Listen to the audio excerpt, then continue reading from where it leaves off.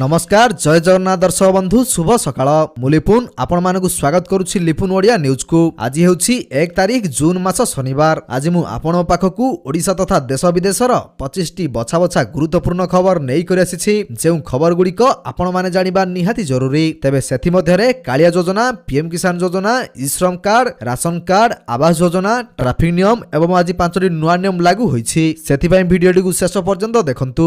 ता सहित आपण ए भिडियोटी को केउ जिल्लार देखुछंती आमगु कमेंट माध्यम रे जणातु। तेबे आम चैनल ले नुआ करि आसीथिले दया करी भिडियोटी को गोटे लाइक करी चैनल टी को एबे ही सब्सक्राइब कर दियंतु। पाखर आसुथिबा बेल आइकन को प्रेस कर रखंतु जहा फल रे भली गुरुत्वपूर्ण खबर आसिले आपण सर्वप्रथमे नोटिफिकेशन जरिया रे पाई परिबे। तेबे डेरी न करी चलंतु आजिर खबर उपरे नजर पकाइबा। आजिर प्रथम खबर, आज राज्य रे अंतिम पर्याय निर्वाचन, भोट देबे 69,61,000 भोटर। तेबे जून 1 तारिख अर्थात आज राज्य रे चतुर्थ तथा अंतिम पर्याय निर्वाचन अनुष्ठित हेबो। एही शेष पर्याय रे राज्य रे 69,61,000 भोटर मतदान करिवे। सेमानक मध्य रे 50,88,000 पुरुष भोटर रहिथिबा बेले 48,72,000 महिला भोटर रहिसंती। सेहिपरि 6,078 जन तृतीय लिंगी भोटर रहिसंती। एने गतकाली सांबादिक सम्मेलन रे सूचना प्रदान करिसंती राज्य मुख्य निर्वाचन अधिकारी निकुंज बिहारी धळ।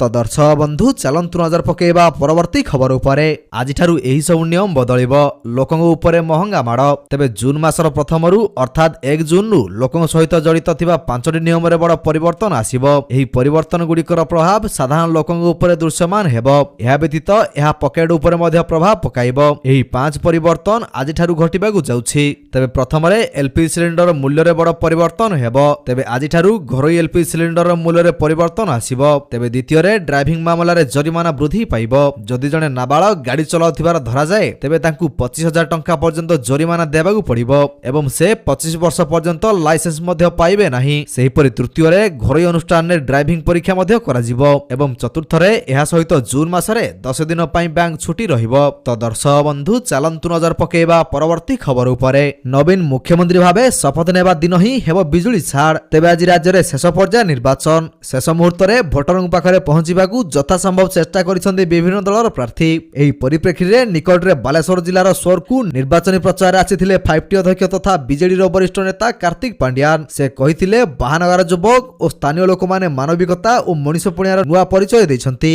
सोर जलसेचन उन्नति पई 200 कोटी टंका खर्च करिसंती मुख्यमंत्री। तो दर्शक बंधु चलंतु नजर पकेइबा परवर्ती खबर उपरे। चाषीक अकाउंट को आसीबो 5,000 टंका। आरंभ हैला आवेदन प्रक्रिया। चाषीक कल्याण पई विभिन्न प्रकार योजना आरंभ करिसंती सरकार। एही तालिका रे प्रधानमंत्री किसान सम्मान निधि, किसान समृद्धि केंद्र, किसान क्रेडिट कार्ड एवं प्रधानमंत्री कृषि सिंचन योजना शामिल अछि। एही सब योजना माध्यम रे बिहन ठारू आरंभ करी चाषी को अन्य ऋण मध्य प्रदान करा जाउछि। किसान सम्मान निधि योजना माध्यम रे चाषी को वार्षिक 2,000 टंका लेखाएं जोगाई दिया जाउछि। प्रति 3 मास रे एही टंका चाषी को अकाउंट को पठा जाउछि। एही भली भाबरे सरकार एबे किसान मानधन योजना आनिछंती। फल रे परिणत बयस रे चाषी घरे बसी बिना कोनोसी परिश्रम रे टंका पाई परिबे। एही टंका सीधा अकाउंट को पठाइबे सरकार। तो दर्शक बंधु चलंतु नजर पकेइबा परवर्ती खबर उपरे। सावधान, आज ठारू एमानकु गाड़ी चलाइबाकू मना, नचेत भरिबे 25,000 टंका। सरकारी आंचलिक परिवहन कार्यालय आरटीओ द्वारा समस्त पई ड्राइविंग पई नुआ नियम शीघ्र कार्यकारी हेबाकू जाउछि।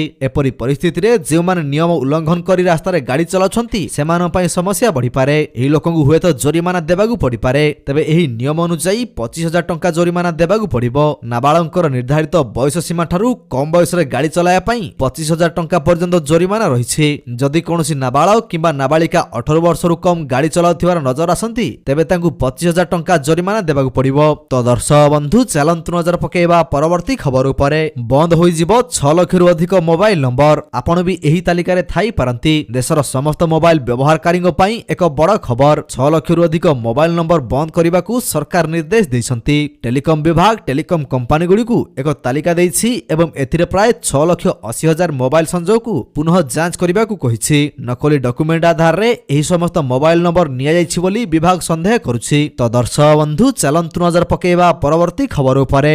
ଆହୁରି 2 କୋଟି ଲୋକଙ୍କୁ ମାଗଣା ଘର। ଜାଣନ୍ତୁ କଣ ରହିଛି ଯୋଗ୍ୟତା ଏବଂ ଆବେଦନ ପ୍ରକ୍ରିୟା। ବିତ୍ତମନ୍ତ୍ରୀ ନିର୍ମଳା ସୀତାରମଣ ସଂସଦରେ ଏଥର ଅନ୍ତରୀଣ ବଜେଟ୍ ଉପସ୍ଥାପନ ବେଳେ ଏଥିରେ ଅନେକ ଗୁରୁତ୍ୱପୂର୍ଣ୍ଣ ଘୋଷଣା କରିଥିଲେ। ଏହି କ୍ରମରେ 5 ବର୍ଷ ମଧ୍ୟରେ 2 କୋଟି ଗରିବଙ୍କୁ ମାଗଣା ଘର ଯୋଗାଇ ଦେବାକୁ ସେ ଘୋଷଣା କରିଥିଲେ। ଗ୍ରାମୀଣ ଇଲାକାରେ ଘର ତିଆରି କରିବାକୁ ଏହି ଯୋଜନାର ମୂଳ ଲକ୍ଷ୍ୟ ରହିଛି। କରୋନା ସତ୍ତ୍ୱେ ପ୍ରଧାନମନ୍ତ୍ରୀ ଆବାସ ଗ୍ରାମୀଣ ଯୋଜନା ଲାଗୁ କରାଯାଇଥିଲା। ଏଥିପାଇଁ ହିତାଧିକାରୀଙ୍କ ଲିଷ୍ଟ ଜାରି କରିବେ କେନ୍ଦ୍ର ସରକାର। ତେବେ ପଡ଼ିଆ ଜମିରେ ଘର ତିଆରି କରୁଥିବା ଲୋକଙ୍କୁ 1,20,000 ଟଙ୍କା ମିଳିବ।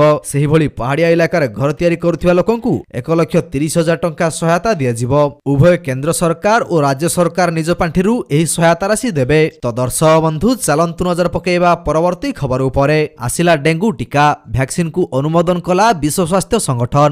ଡେଙ୍ଗୁ ଜ୍ୱରର ଟିକାକୁ ଗ୍ରୀନ୍ ସିଗ୍ନାଲ। ଜାପାନର ଫାର୍ମାସ୍ୟୁଟିକାଲ କମ୍ପାନୀ ତାକେଡା ଫାର୍ମାସ୍ୟୁଟିକାଲ କମ୍ପାନୀର ଟିକାକୁ ଅନୁମୋଦନ କରିଛନ୍ତି ବିଶ୍ୱ ସ୍ୱାସ୍ଥ୍ୟ ସଂଗଠନ। ଏହି ଟିକା ଡେଙ୍ଗୁ ଭୂତାଣୁର 4ଟି ଷ୍ଟେରିଓଟାଇପ୍ କବଳରୁ ରକ୍ଷା କରିପାରିବ। ବିଶେଷ କରି 6ରୁ 16 ବର୍ଷ ପିଲାଙ୍କୁ ଏହି ଟିକା ଦିଆଯାଇପାରିବ। ସାଧାରଣତଃ ମଶା କାମୁଡାରୁ ଏହି ଜ୍ୱର ହୋଇଥାଏ। ତ ଦର୍ଶକ ବନ୍ଧୁ ଚାଲନ୍ତୁ ନଜର ପକାଇବା ପରବର୍ତ୍ତୀ ଖବର ଉପରେ। ଛାତ୍ରୀଙ୍କୁ 50,000 ଟଙ୍କା ଦେବେ ସରକାର। ତୁରନ୍ତ କରନ୍ତୁ ଆବେଦନ। ସାଧାରଣ ଲୋକଙ୍କୁ ସୁବିଧା ଯୋଗାଇ ଦେବାକୁ ଅନେକ ଯୋଜନା କାର୍ଯ୍ୟକାରୀ କରାଯାଉଛି, ଯାହା ଫଳରେ ପ୍ରତ୍ୟେକ ନାଗରିକଙ୍କ ବିକାଶ ହେଉଛି। ବିଶେଷ କରି ଶିକ୍ଷା କ୍ଷେତ୍ରରେ ବିକାଶ ପାଇଁ ଅନେକ ଯୋଜନା କାର୍ଯ୍ୟକାରୀ କରାଯାଉଛି। ଏଭଳି ଏକ ଯୋଜନାର ଲାଭ ଉଠାଇ ପାରିବେ ଛାତ୍ରୀ। ଏହି ଯୋଜନାରେ ଛାତ୍ରୀମାନେ ଦ୍ୱାଦଶ ଏବଂ ସ୍ନାତକ ପାସ୍ କରିବା ପରେ ସରକାରଙ୍କ ପକ୍ଷରୁ କିଛି ସହାୟତା ରାଶି ପ୍ରଦାନ କରାଯିବ। ଏହି ଯୋଜନାର ନାମ ହେଉଛି ମୁଖ୍ୟମନ୍ତ୍ରୀ କନ୍ୟା ଉତ୍ଥାନ ଯୋଜନା। ଏହି ଯୋଜନାରେ ଦ୍ୱାଦଶ ପାସ୍ କରୁଥିବା ଛାତ୍ରୀଙ୍କୁ ପ୍ରଥମ କିସ୍ତିରେ 25,000 ଟଙ୍କା ପର୍ଯ୍ୟନ୍ତ ଯୋଗାଇ ଦିଆଯିବ। ଏହି କ୍ରମରେ ଛାତ୍ରୀ ଜଣକ ଗ୍ରାଜୁଏସନ ପାସ୍ କରିବା ପରେ 50,000 ଟଙ୍କା ଯୋଗାଇ ଦିଆଯିବ। ଏହାପରେ ଗରିବ ପରିବାରର ଝିଅଟିକୁ ଉଚ୍ଚଶିକ୍ଷା ପ୍ରାପ୍ତ କରିବାରେ କୌଣସି ସମସ୍ୟା ହେବ ନାହିଁ। ତ ଦର୍ଶକ ବନ୍ଧୁ ଚାଲନ୍ତୁ ନଜର ପକାଇବା ପରବର୍ତ୍ତୀ ଖବର ଉପରେ। ମୋ ଉତ୍ତରାଧିକାରୀ ଭିକେ ପାଣ୍ଡିଆନ ନୁହନ୍ତି, ଏପରି କହିଲେ ନବୀନ ପଟ୍ଟନାୟକ। ବିଜେଡିରେ କିଏ ତାଙ୍କ ଉତ୍ତରାଧିକାରୀ ହେବ, ଏହାକୁ ନେଇ ଆଲୋଚନା ଚାଲିଥିବା ବେଳେ ବଡ଼ ବୟାନ ଦେଇଛନ୍ତି ମୁଖ୍ୟମନ୍ତ୍ରୀ ନବୀନ ପଟ୍ଟନାୟକ। ଖବର ସରବରାହ ସଂସ୍ଥାକୁ ସାକ୍ଷାତକାର ଦେଇ ନବୀନ କହିଛନ୍ତି, ମୋ ଉତ୍ତରାଧିକାରୀ ଭିକେ ପାଣ୍ଡିଆନ ନୁହନ୍ତି। ପାଣ୍ଡିଆନ ନିର୍ବାଚନରେ ମଧ୍ୟ ଛିଡା ହୋଇନାହାନ୍ତି। ତେଣୁକରି ଏ କଥାକୁ କାହିଁକି ବଢାଇ ଚଢାଇ କୁହାଯାଉଛି ବୁଝା ପଡୁନାହିଁ। ଭବିଷ୍ୟତରେ ମୋ ଉତ୍ତରାଧିକାରୀ ଓଡ଼ିଶାବାସୀ ସ୍ଥିର କରିବେ। ଏହା ସହିତ ସ୍ୱାସ୍ଥ୍ୟ ପ୍ରସଙ୍ଗରେ ମଧ୍ୟ ପ୍ରତିକ୍ରିୟା ରଖିଛନ୍ତି ମୁଖ୍ୟମନ୍ତ୍ରୀ। ସେ କହିଛନ୍ତି, ମୁଁ ସୁସ୍ଥ ଅଛି, ମୋ ସ୍ୱାସ୍ଥ୍ୟାବସ୍ଥା ପୁରା ଭଲ ଅଛି। ତ ଦର୍ଶକ ବନ୍ଧୁ ଚାଲନ୍ତୁ ନଜର ପକାଇବା ପରବର୍ତ୍ତୀ ଖବର ଉପରେ। ଶ୍ରମ ନୁହେଁ ଶିକ୍ଷା ପ୍ରତି ଆଗ୍ରହୀ ହେବେ ପିଲା। ଆକାଉଣ୍ଟକୁ ଆସିବ 14,400 ଟଙ୍କା। ପାଠ ପଢିବା ପାଇଁ ସରକାର ଦେବେ 14,400 ଟଙ୍କା। ଜାଣନ୍ତୁ ଏଥିପାଇଁ କଣ ରହିଛି ସର୍ତ୍ତ। ଦେଶର ନାଗରିକଙ୍କ ଉନ୍ନତି ତଥା କଲ୍ୟାଣ ପାଇଁ ସରକାର ନୂତନ ଯୋଜନା ଆଣିବାରେ ଲାଗିଛନ୍ତି। ଏହି ସରକାରୀ ଯୋଜନା ଗୁଡ଼ିକ କେନ୍ଦ୍ର ଏବଂ ରାଜ୍ୟ ସରକାରଙ୍କ ଦ୍ୱାରା ପରିଚାଳିତ ହେଉଛି। ତେବେ ଆସନ୍ତୁ ଜାଣିବା ସରକାରଙ୍କ ଏହି ଯୋଜନା ବିଷୟରେ, ଯେଉଁଥିରେ ଗରିବ ପିଲାମାନଙ୍କୁ ପ୍ରତିବର୍ଷ 14,400 ଟଙ୍କା ସହାୟତା ଦିଆଯାଉଛି। ତେବେ ଏହି ଯୋଜନାର ନାମ ହେଉଛି ଶ୍ରମିକ ବିଦ୍ୟା ଯୋଜନା। ଏହି ଯୋଜନାରେ ପୁଅମାନଙ୍କୁ 1,000 ଟଙ୍କା ଏବଂ ଝିଅମାନଙ୍କୁ 1,200 ଟଙ୍କା ମାସକୁ ଦିଆଯାଏ। ତେବେ ଶ୍ରମିକ ବିଦ୍ୟା ଯୋଜନାର ଉଦ୍ଦେଶ୍ୟ ହେଉଛି ଗରିବ ପିଲାମାନଙ୍କୁ ଶିକ୍ଷା ସହିତ ଯୋଡ଼ିବା। ଏହିପରି ସରକାର ଏକ ବର୍ଷରେ ସର୍ବାଧିକ 14,400 ଟଙ୍କା ପର୍ଯ୍ୟନ୍ତ ହିତାଧିକାରୀଙ୍କ ଆକାଉଣ୍ଟକୁ ପଠାଇଥାନ୍ତି। ତ ଦର୍ଶକ ବନ୍ଧୁ ଚାଲନ୍ତୁ ନଜର ପକାଇବା ପରବର୍ତ୍ତୀ ଖବର ଉପରେ। କେରଳ ଛୁଇଁଲା ମୌସୁମୀ, ଓଡ଼ିଶାକୁ କେବେ ଆସିବ ଜାଣନ୍ତୁ। ଦକ୍ଷିଣ ପଶ୍ଚିମ ମୌସୁମୀ ବାୟୁ ଗୁରୁବାର କେରଳ ଛୁଇଁଛି। ଏନେଇ ସୋସିଆଲ ମିଡିଆ ଏକ୍ସ ଜରିଆରେ ଭାରତୀୟ ପାଣିପାଗ ବିଭାଗ ସୂଚନା ଦେଇଛି। ମେ 31 ପୂର୍ବରୁ ବିଭାଗ ପୂର୍ବାନୁମାନ କରିଥିଲା, ଯେତେବେଳେ କି କେରଳରେ ମୌସୁମୀ ଆସିବାର ସାଧାରଣ ତାରିଖ ହେଉଛି ଜୁନ 1। ମୌସୁମୀ ପ୍ରବେଶ କରିବାର ଅନ୍ୟତମ କାରଣ ଭାବେ ସାଇକ୍ଲୋନ ରେମଲ ବୋଲି କୁହାଯାଉଛି। ମୌସୁମୀ ଆଗୁଆ ଆସିଛି। 2 ଦିନ ପୂର୍ବରୁ ମୌସୁମୀ କେରଳ ଛୁଇଁଛି। ଓଡ଼ିଶାକୁ ଜୁନ 12 ପରେ ମୌସୁମୀ ଆସିବାର ସମ୍ଭାବନା ରହିଛି। ଦେଶରେ ଏଥର ଭଲ ବର୍ଷା ହେବ। ତ ଦର୍ଶକ ବନ୍ଧୁ ଚାଲନ୍ତୁ ନଜର ପକାଇବା ପରବର୍ତ୍ତୀ ଖବର ଉପରେ। +3 ନାମଲେଖା ପାଇଁ ପ୍ରକାଶ ପାଇଲା ବିଜ୍ଞପ୍ତି। ଜାଣନ୍ତୁ କେବେଠାରୁ କରିବେ ଆବେଦନ। ରାଜ୍ୟରେ ଆସନ୍ତା ଜୁନ 3 ତାରିଖରୁ +3 ପାଠ୍ୟକ୍ରମରେ ନାମଲେଖା ପାଇଁ ଆବେଦନ କରିପାରିବେ। ଏନେଇ ଉଚ୍ଚଶିକ୍ଷା ବିଭାଗ ଏକ୍ସ ହ୍ୟାଣ୍ଡେଲରେ ପୋଷ୍ଟ କରିଛି। +3 ନାମଲେଖା ପାଇଁ ଆବେଦନ କରିବାକୁ ଚାହୁଁଥିବା ଛାତ୍ରଛାତ୍ରୀ ଜୁନ ମାସ 17 ତାରିଖ ପର୍ଯ୍ୟନ୍ତ ସାମ୍ସ ପୋର୍ଟାଲରେ ଅନଲାଇନ ଆବେଦନ କରିପାରିବେ। ସେହିପରି କେତେକ ବିଶ୍ୱବିଦ୍ୟାଳୟ ଗୁଡ଼ିକରେ ନୂତନ ପାଠ୍ୟକ୍ରମ ସାମିଲ ହୋଇଛି। ଏହି ପାଠ୍ୟକ୍ରମ ଗୁଡ଼ିକରେ ଆଡମିସନ ନେବା ପାଇଁ 4ଟି ପର୍ଯ୍ୟାୟ ରହିବ। ତ ଦର୍ଶକ ବନ୍ଧୁ ଚାଲନ୍ତୁ ନଜର ପକାଇବା ପରବର୍ତ୍ତୀ ଖବର ଉପରେ। ନୌସେନା ପାଇଁ କିଣାଯିବ 26 ରାଫେଲ ଏମ୍। ଚର୍ଚ୍ଚା ପାଇଁ ଆଜି ଫ୍ରାନ୍ସରୁ ଆସିବେ ଅଧିକାରୀ। ଭାରତ ସରକାର ନୌସେନା ନିମନ୍ତେ ଫ୍ରାନ୍ସରୁ 26ଟି ରାଫେଲ ଏମ୍ ଯୁଦ୍ଧ ବିମାନ କିଣିବାକୁ ଯାଉଛନ୍ତି। ଏଥିପାଇଁ ଖୁବ୍ ଶୀଘ୍ର ଚୁକ୍ତି ସ୍ୱାକ୍ଷର ହେବ। ଖବର ମୁତାବକ ଗୁରୁବାର ଫ୍ରାନ୍ସ ସରକାରଙ୍କ ପ୍ରତିନିଧି ଏବଂ ଡାସଲ୍ଟ କମ୍ପାନୀର ଅଧିକାରୀ ଭାରତ ଆସିବେ। ଏହାପରେ ପ୍ରତିରକ୍ଷା ମନ୍ତ୍ରଣାଳୟର ଠିକ୍ ବୁଝାମଣା କମିଟି ସହ ଚୁକ୍ତି ନିମନ୍ତେ ଆଲୋଚନା କରିବେ। ଏଥିପାଇଁ 50,000 କୋଟି ଟଙ୍କାର ରାଜିନାମା ହେବା ନେଇ ସମ୍ଭାବନା ରହିଛି। ତ ଦର୍ଶକ ବନ୍ଧୁ ଚାଲନ୍ତୁ ନଜର ପକାଇବା ପରବର୍ତ୍ତୀ ଖବର ଉପରେ। ଇଣ୍ଡିଗୋ ମହିଳାଙ୍କୁ ଦେଲା ବଡ଼ ଉପହାର। ଏବେ ଇଚ୍ଛା ମୁତାବକ କରିପାରିବେ ସିଟ୍ ଚୟନ।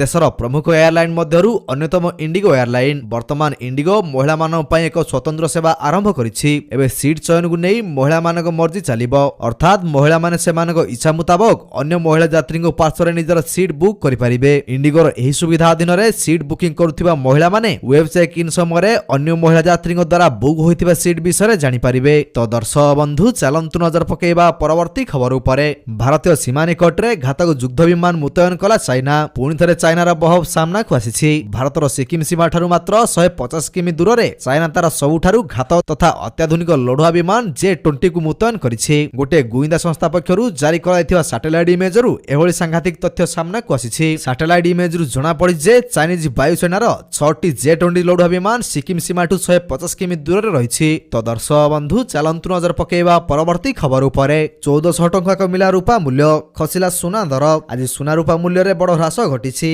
एवं गतकाली तुलना रे यह किलोग्राम पिछा 1400 टंका सस्ता होइछि। एही ह्रास परे रूपा वर्तमान प्राय 94,800 टंका रे पहुंचिछि। आज सुना मूल्य रे ह्रास मध्ये देखा जाउछि एवं गतकाली तुलना रे यह प्राय 200 टंका सस्ता होइछि एवं जहा प्राय 72,000 टंका रहिछि। तो दर्शक बंधु चलंतु नजर पकेबा परवर्ती खबर उपरे। तो दर्शक बंधु प्रत्येक दिन एहिपरि सकाळर गुरुत्वपूर्ण खबर गुड़िक देखिया पई आम चैनल को सब्सक्राइब कर दियंतु काहेकि ना प्रत्येक दिनर एहिपरि बछा बछा खबर गुड़िए आमे आपण मानन पई नेई करि आसुछु जहार अपडेट आपण माने आम चैनल माध्यम रे पाई परिबे। तेणु चैनल को सब्सक्राइब करी बेल आइकन को प्रेस करिया पई जमारू भूलतु नाही। वीडियोटी को शेष पर्यंत देखिथिबारु आपनकु बहुत बहुत धन्यवाद। जय जगन्नाथ।